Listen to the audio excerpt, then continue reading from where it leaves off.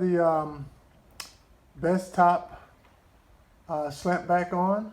This is the Glide version, and I didn't want the other version because you couldn't get it all the way out of the way at the drop of a dime. I wanted this one because the Glide version, you're able to get it so you have full sun in the front and back seat, and you don't have it covering up the back as well. So so this is it so far.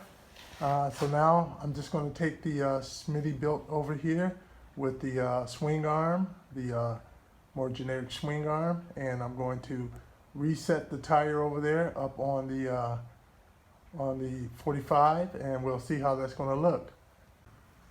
All right, now the tire is off. So now I'm going to take this bracket here, undo the 4 bolts, and mount it up here. All right.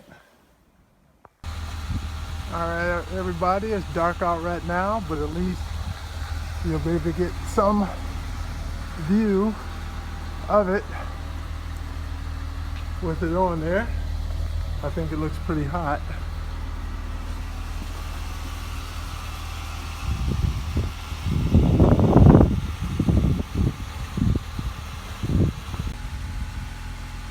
All right, here it goes with the tire carrier on.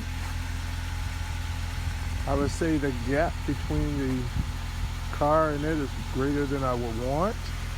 I'm thinking about dropping it down. I like the height of it, but I'm thinking about dropping the bracket down further, which will then bring it in closer to reduce that gap. That's most likely what I'm going to do.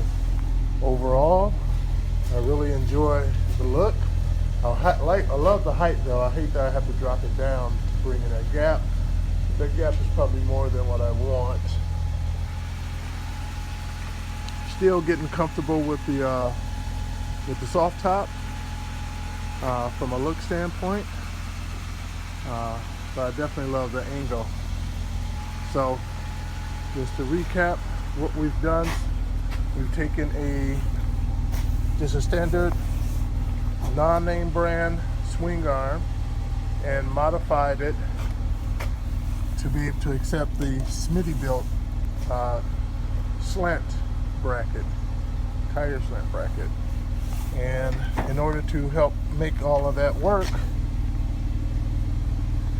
wasn't anything big, just had to drill some additional holes into the original tire carrier to add a lot of additional bolts.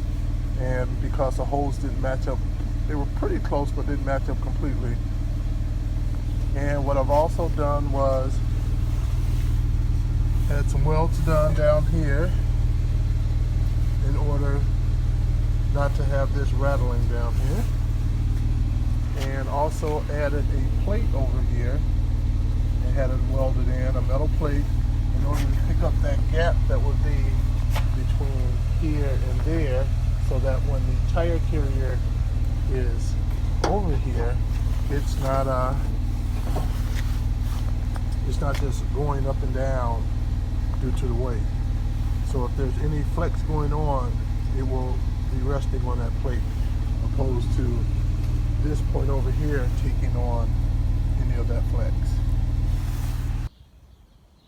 Yeah, so I paid what, $170 for the Smittybilt slant bracket, and maybe another 10 in bolts.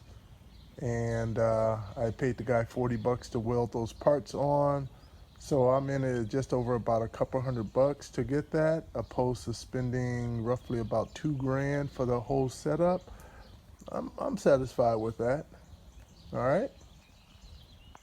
So overall, I like it, and I'm glad I did it. But I think I will be dropping the bracket down here, bringing it down so that it brings in that. So given the distance that I can bring it down, I say I will get a decent amount. I will bring that into an acceptable gap level. All right, so now I'm getting ready to take the tire off so I can drop the bracket down.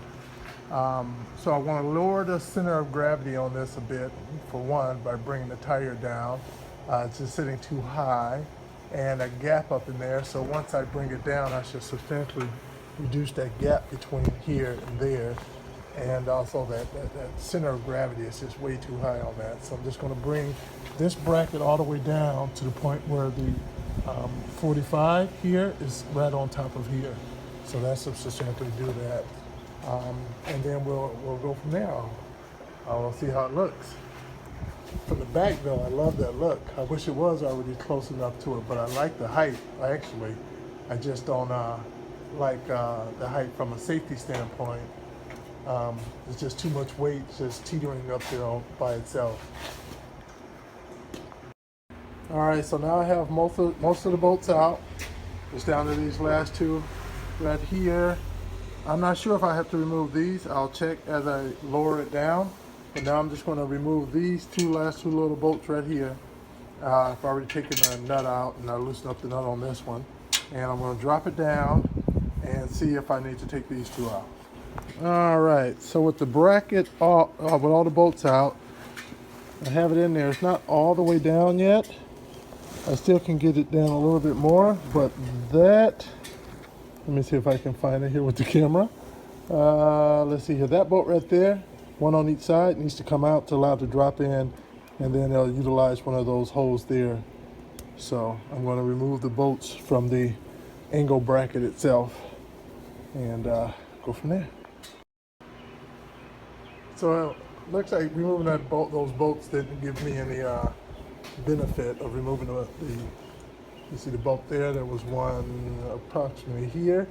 I took it out thinking I would be able to drop it down further in there, but that was never going to work out anyway.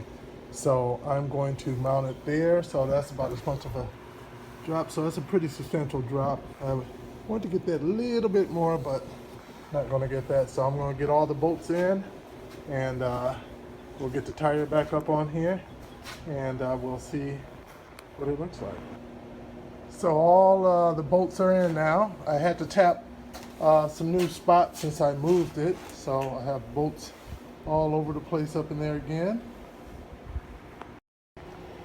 All right, right now I'm just installing the Smittybilt brackets, sold separately of course, to be able to put the high lift jack on. So I'm mounting this now. Once I get this all mounted, I'll get the high lift mounted on there, and then we'll see what it looks like. All right, so here it is mounted. I lowered it, and I definitely love the look of it. Looks a lot better lowered. And I also had a high lift on there. I'm going to paint it orange.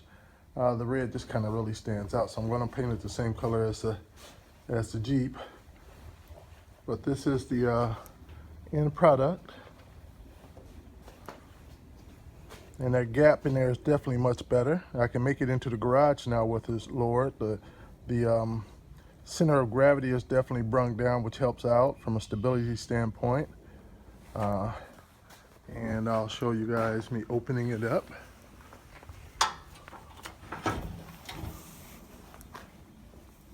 Nice and smooth.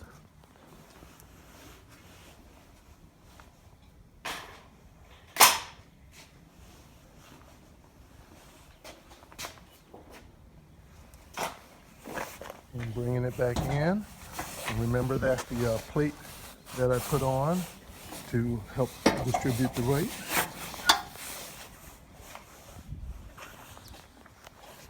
So overall, I say that's a win.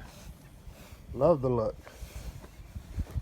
Hey, thanks for joining, guys. Thanks for following me along on this little journey. And if you liked it, definitely hit the like button, and please hit the subscribe button as well to catch some of the other YouTube videos I have out there for my Jeep Wrangler. Thanks again.